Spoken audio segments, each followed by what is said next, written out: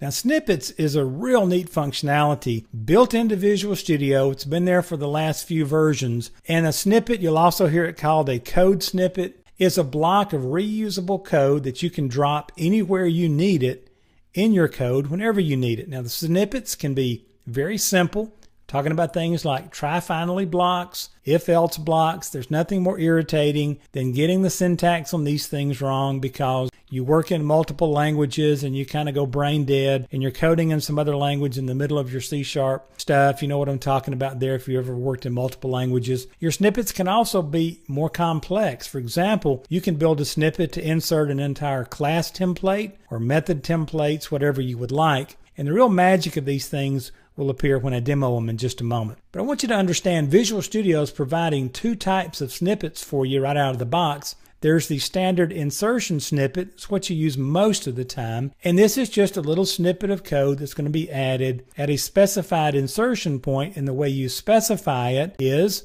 it's going to be wherever your cursor is located. Then a surround snippet is where we can select a block of code and then add code around that. Now, you can also, in the Visual Studio interface, get information about the code snippets that are installed and kind of a little, I guess, homework assignment. You can go out there and dig around a Microsoft site just a little bit and see how to build your own snippets and put them in there. Now, if you go to the Tools menu in Visual Studio and choose Code Snippets Manager and then select the programming language that you're working with, you can see what's throughout there. Again, best way to understand this is to just get out there into the interface. And so we're going to jump into Visual Studio and take a look at a snippet. Now, if I wanted to put an if statement, an if-then statement right here, the cool way to do it is just right-click and notice Insert Snippet.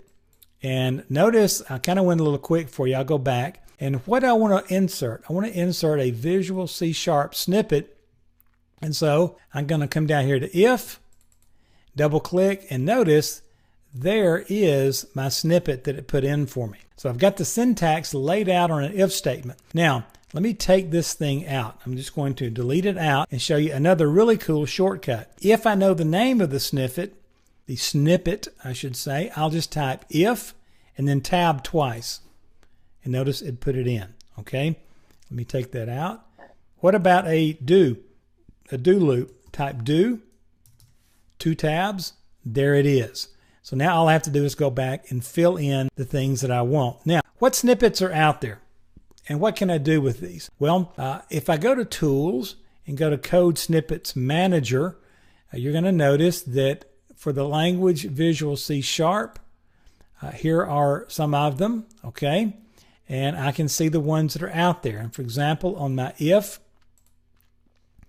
it's got a little information for it, and the shortcut is if. If I wanted to do something a little bit that you don't do very often, like namespace, the shortcut is namespace. So let me come back out here, and I'll come down here and type namespace, 2 tabs, and there I've created a namespace inside there. Now, created an issue for myself with some other things, right? And so I will just simply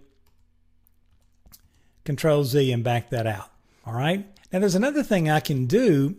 If I type in here, let me come down one, return false. Okay. I can highlight this, right click that, and do a surround with. Okay. And do an if there. And notice my return false is inside here. Okay. So very, very easy way to work with this. Okay. And it's telling me that it's not a good place in the code for this, but I just wanted to demo the functionality of the snippet. Very, very cool stuff that you can do here. Just remember snippets. Watch for these things in real life. They can save you a lot of time, a lot of hassle, especially if you're working with syntax in multiple languages and it's kind of hard for you to remember some of those things. So anyway, quick look at snippets.